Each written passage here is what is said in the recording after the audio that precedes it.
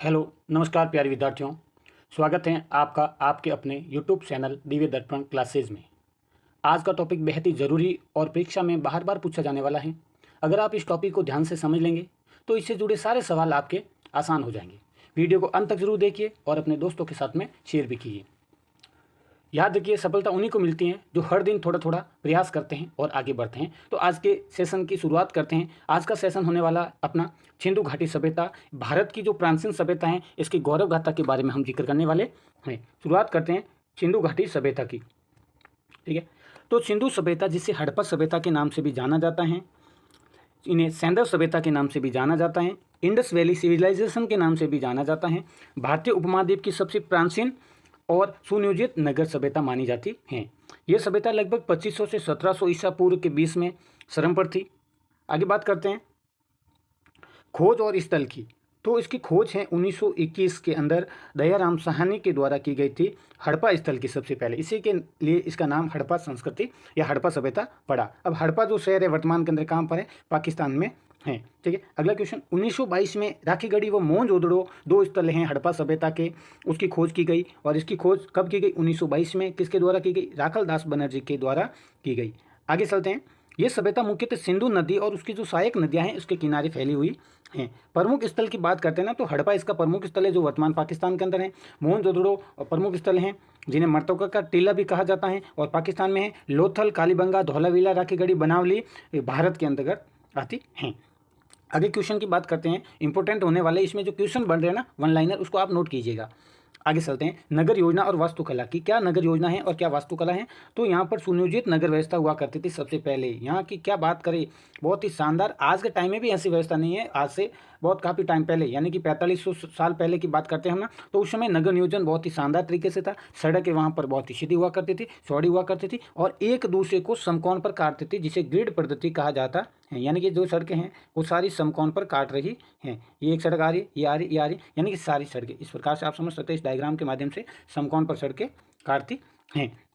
ठीक है, यहाँ पर अगर हम शहरों की बात करते हैं ना, दो प्रकार के शहर होते थे। एक ऊपर वाला भाग होता था जो दुर्ग कहलाता था, जहाँ पर प्रशासनिक अधिकारी या विशिष्ट लोग होते थे वो निवास करते थे। और दूसरा जो नगर है सबसे निचला, वो नगर कहलाता था, तो सामान्य जो जनता वगैरह हुआ करती थी वो यहाँ पे निवास करती थी। दोस्तों, आप वीडियो को देख रहे हैं, इसका मतलब आप अपने भविष्य को लेकर गंभीर हैं, ये सबसे बड़ी बात है।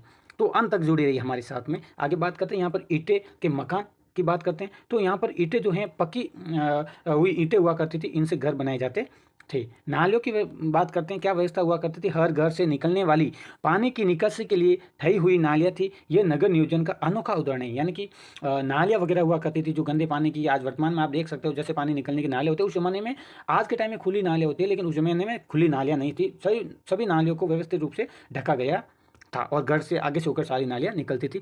आगे बात करते हैं स्नानागार की। स्नानागार और जल व्यवस्था के बारे में। तो मोहनजोदड़ो के अंदर एक विशाल स्नानागार मिला है जो 12 मीटर लंबा, 60 मीटर चौड़ा और 2.5 मीटर गहरा है। ठीक है ना, कहाँ पर मिला था विशाल स्नानागार? तो मोहनजोदड़ो में मिला है। ये धार्मिक स्नान व सामाजिक आयोजनों के लिए प्रसिद्ध था या फिर प्रयोग में वो लाया जाता था। ये अलग अलग विद्वानों के अलग अलग जो भी इतिहासकार हैं इनके अलग अलग मत हैं। कुछ लोग कुछ बताते हैं, कुछ लोग कुछ बताते हैं। ठीक है ना, तो इसको धार्मिक क्या कह सकते हो आप कि ये धार्मिक स्नान या फिर सामाजिक आयोजन के लिए प्रसिद्ध माना जाता था। कपड़े और आभूषण की बात करते हैं, तो पुरुष धोती जैसा वस्त्र पहनते थे जो आज वर्तमान के अंदर लोग पहनते हैं। ठीक है, महिलाएं सुनी या साड़ी जैसी पोशाकें पहना हुआ रखती थी। ये बहुत ही शानदार तरीके का उदाहरण है कि उस जमाने में भी इतनी शानदार व्यवस्था हुआ करती थी। आगे बात करते हैं, स्त्रियाँ हार पहनती थी, चूड़ियाँ पहनती थी, कमरबंद, झुमके वगैरह, ये सारी जो आभूषण वगैरह होते हैं वो महिलाएं पहनती थी। मनकों से बनी जो मालाएं होती हैं वह उसमें बहुत ही प्रचलित थी और हड़प्पा सभ्यता में तो मन के भी मिले हैं, इसलिए इसको ईटे मन के या अस्थिया कहा जाता है। यानी अस्थि पंजर भी, कंकाल भी प्राप्त हुए हैं। ठीक है, आगे बात करते हैं कला और शिल्प की बात करें ना, तो वो बहुत ही शानदार तरीके की आपको यहाँ की कला देखने को मिलेगी। सबसे पहले बात करते हैं मूर्ति कला की। तो प्रसिद्ध नर्तकी की कांस्य मूर्ति यहाँ पर जब बात करते हैं ना, ये प्राप्त हुई हैं। जो योगी की मूर्ति भी प्राप्त हुई है जो पाषाण निर्मित हैं, यानी कि पत्थर से निर्मित हैं। मर्दभांड भी प्राप्त हुए हैं, लाल रंग की चिकनी मिट्टी पर काले डिजाइन काली वाली मिट्टी जो चढ़ाई गई हैं, ऐसे प्रकार के बर्तन भी बनाए गए हैं, वो प्राप्त हुए हैं उस समय के अंदर। कहने का मतलब है उस समय में लोग इनका यूज करते थे। यहाँ पर मुद्राएं की बात करते हैं, तो पशु आकृतियाँ वाली मोहरें प्राप्त हुई हैं, जैसे एक सींग वाला बैल हैं, जिसमें हाथी हैं, बाघ हैं, गैंडा हैं, या आदि प्रकार की मोहरों पर इनके जो चित्रण किया गया है, इनके चित्र को दर्शाया गया हैं। नेक्स्ट चलते हैं नेक्स्ट टॉपिक की और धार्मिक विश्वास की बात करते हैं ना। तो वो धार्मिक विश्वास क्या था, यानी कि प्रकृति पूजा प्रमुख हुआ करती थी। प्रकृति पूजा कैसे, यानी कि जो इंडस वैली सिविलाइजेशन के लोग थे वो प्रकृति प्रेमी थे। किस प्रकार से थे, क्योंकि वो वृक्ष की पूजा करते थे, पशु की पूजा करते थे, नाग की पूजा करते थे, जल की पूजा करते थे, सूर्य की उपासना भी करते थे। यानी कि इनको देवताओं का दर्जा दिया गया था। किसका, देवताओं का दर्जा दिया गया था। ठीक है, देवताओं का।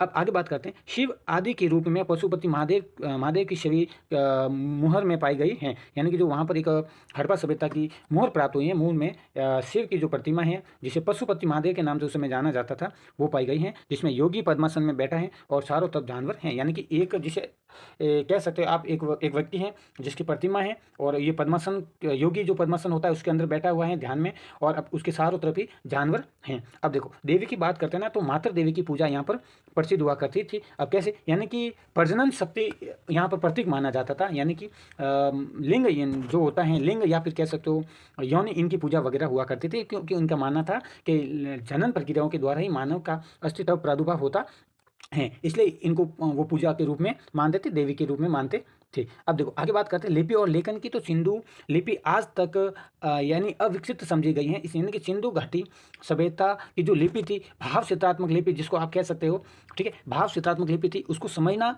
आज तक उसको समझा नहीं गया है। ये यहाँ की लेखन मोहरे जो बात करते हैं ना, तो मोहरों पर बर्तनों पर यहाँ इस प्रकार की लिपि लिखी हुई पाई गई है। नेक्स्ट चलते हैं आगे। व्यापार और वाणिज्य। लोग कृषि, शिकार, व्यापार और कारीगरी में लगे रहते थे। बंदरगाह स्थल लोथल प्रसिद्ध बंदरगाह था और समुद्री व्यापार भी होता था। आप इस टॉपिक को समझिएगा, बार बार क्वेश्चन इसमें से पूछे जाते हैं। यानी कि लोग क्या करते थे, कृषि करते थे, पशुपालन करते थे, पहली बात है। दूसरा, शिकार करते थे, ठीक है, व्यापार करते थे, और कारीगरी में भी लोग लगे हुए होते थे, कारीगरी का काम भी करते थे। बंदरगाह यानी कि लोथल, गुजरात वाला बंदरगाह प्रसिद्ध था, और समुद्री व्यापार भी होता था। अब आप आगे बात करते हैं। मेसोपोटामिया के साथ व्यापार के प्रमाण भी मिले हैं। यानी कि जो मेसोपोटामिया सभ्यता है, विश्व की सबसे प्राचीन सभ्यता, उस सभ्यताओं के साथ में भी जो सिंधु घाटी सभ्यता है, इंडस वैली सिविलाइजेशन के प्रमाण भी मिले हैं। आगे बात करते हैं मापन प्रणाली की। क्या मापन प्रणाली क्या थी, नाप तोल भार की प्रणाली। तो वजन मापने के लिए मानकीकृत भार और घन मापदंड मिलते हैं। ठीक है, ये आर्कोलॉजिकल सोर्सेज के आधार पर बता रहे हैं हम। ठीक है, हम बात करते हैं इंच के बराबर माप की प्रणाली भी मौजूद हुआ करती थी सिंधु घाटी सभ्यता के अंदर। ठीक है, अगला है औजार। औजार और उपकरण के प्रकार के यूज करते थे। तांबा का प्रयोग करते थे, तांबा के बने जो भी औजार वगैरह होते हैं। फिर कांसा का प्रयोग करते हैं, कांस्य, ठीक है, फिर पत्थर आदि से बने औजार भी मिले हैं। खुदाई में ये सारे अवशेष प्राप्त हुए हैं, जिसको हम क्या कह सकते हैं, पुरातात्विक साक्ष्य के नाम से जाना जाता है। कृषि के लिए कुदाल और अन्य उपकरण का भी उपयोग किया जाता था। यानी कि लोग खेती करते थे उस समय, कृषि के लिए जो कुदाल होती हैं, कुदाल और उसके अलावा जो भी अन्य उपकरण होते हैं, इनका प्रयोग करते थे। ठीक है, लोगों का जीवन की बात करते हैं। वहाँ पे लोगों के जीवन, तो लोग बहुत ही साफ सुथरे और व्यवस्थित सज धज के रहते थे। ठीक है, बच्चों के लिए खिलौने, ठीक है, पहिएदार जो गाड़ियाँ वगैरह होती हैं, वो बैल गाड़ियाँ वगैरह, मिट्टी के जानवर वगैरह बनाकर बच्चे खेलते थे। इस प्रकार वो अपना जीवन व्यतीत करते थे, मनोरंजन करते थे। पतन की बात करते हैं तो हड़प्पा सभ्यता के अंत किस प्रकार से हुआ है, तो अलग अलग सोर्सेज, साहित्यिक सोर्सेज और हम जिसको बात करते हैं साहित्यिक सोर्सेज और पुरातात्विक साक्ष्य के आधार पर अलग अलग प्रमाण इसके अलग अलग विद्वानों ने बताए हैं। तो पतन की बात करते हैं ना, तो सिंधु घाटी सभ्यता का अंत यानी कि ऐसा माना जाता है अचानक से हुआ है। इसके कई भी प्रमाण, खूब सारे प्रमाण प्राप्त हुए हैं। सबसे पहले प्रमाण की बात करते हैं कि नदी का मार्ग बदल जाना, यानी कि नदियाँ वगैरह बहती थी वो बदल गई हैं। ठीक है, अगली बात करते हैं भूकंप या प्राकृतिक आपदा के कारण सिंधु घाटी सभ्यता का, इंडस वैली सिविलाइजेशन का, सैंधव सभ्यता का, हड़प्पा सभ्यता का अंत हुआ। या फिर अगला बात करते हैं तो बाहरी आक्रमणकारी, जिस प्रकार से आर्यों का आगमन हुआ, उन्होंने आक्रमण किया, यहाँ के जो लोग थे, मूल निवासी थे, इनको प्रताड़ित किया, मारा कूटा और सारे जो भी क्षेत्र था अपने अधिकार में ले लिया। बाहरी आक्रमण इसका भी प्रमुख कारण माना जाता है, और सांस्कृतिक शरण और जलवायु परिवर्तन भी इसका प्रमुख कारण माना जाता है। ठीक है, अब लास्ट में निष्कर्ष की बात करते हैं। इस टॉपिक से क्या निष्कर्ष निकल के आ रहे हैं, यानी कि सिंधु घाटी सभ्यता न केवल भारत बल्कि विश्व की सबसे उन्नत और समृद्ध प्राचीन सभ्यताओं में से एक थी। ठीक है, इसकी नगर योजना, नालियों की व्यवस्था, कला, व्यापार, धर्म और जीवन शैली ने सिद्ध कर दिया है कि हमारे पूर्वज इतने विवेकशील और विकसित थे। ये सभ्यता आज भी इतिहास, पुरातत्व और मानव विकास के अध्ययन के लिए अत्यंत महत्वपूर्ण स्थान रखती है। तो दोस्तों, ये वीडियो अगर आपको वीडियो पसंद आया है तो लाइक करें और अपने दोस्तों के साथ में शेयर करें। इस टॉपिक से जुड़े आपके मन में कोई भी सवाल हो तो कमेंट जरूर करें, उत्तर देने की मैं पूरी कोशिश करूँगा। अगर आप ऐसे वीडियोस आते हैं तो हमारे चैनल को सब्सक्राइब करें। ठीक है, और अपने दोस्तों के साथ में शेयर करें। अगले वीडियो में फिर मिलते हैं एक शानदार टॉपिक के साथ में। तब तक के लिए पढ़ते रहिए, आगे बढ़ते रहिए। धन्यवाद।